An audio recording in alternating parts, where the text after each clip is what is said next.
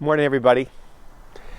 If you had been in Havana Harbor in Cuba in 1898, around this time of the year, you would have seen a big American battleship, the Maine. And you might wonder, well, what's this doing here? And it was on this date, February 15, that the Maine exploded, thus leading to Congress declaring war on the Spanish.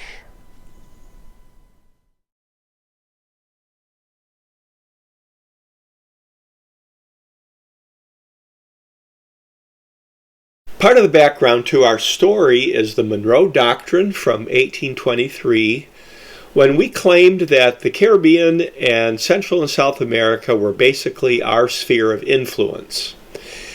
In the 1820s, more or less, many of the nations of Central and South America became independent from Spain, but not Cuba.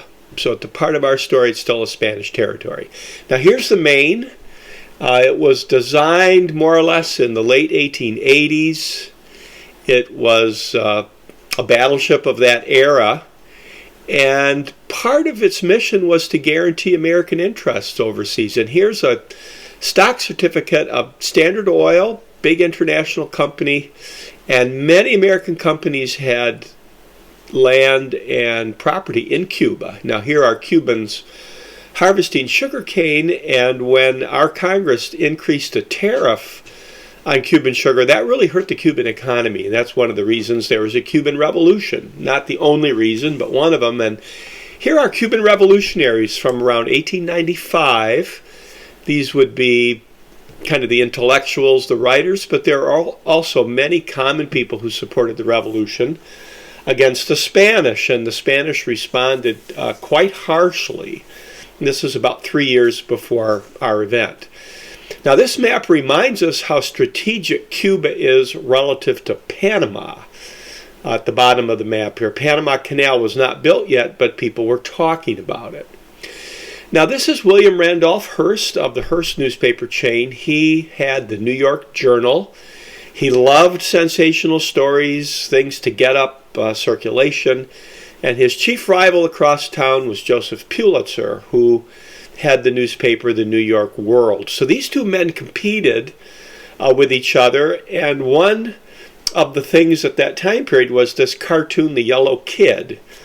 And from this we get the phrase yellow journalism, which is sensational journalism, trying to whip up the emotions of people. And this is associated with our time period. Hearst sent Frederick Remington to Cuba. You might know Remington from paintings of the West, and here's a Remington drawing of Cuban rebels being executed by the Spanish. And Hearst would publish pictures like this, and it would really rile people up. Well, here's our event. On this date in 1898, the Maine blew up in Havana Harbor in Cuba. It was there supposedly to keep an eye on American interests. Here's a photograph of the Maine after it was blown up. Lots of photographs about this. You may want to just look into it online.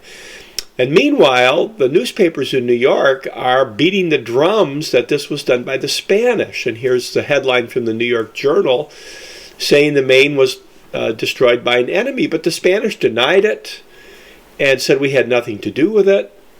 And probably what happened was this, that the coal was in a bunker near where the black powder was stored, and the coal had some kind of spontaneous combustion, which heated things up and led to the explosion. That's probably what happened.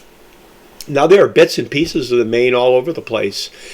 In Woburn, Mass. is the ventilator cowl, so you can see that.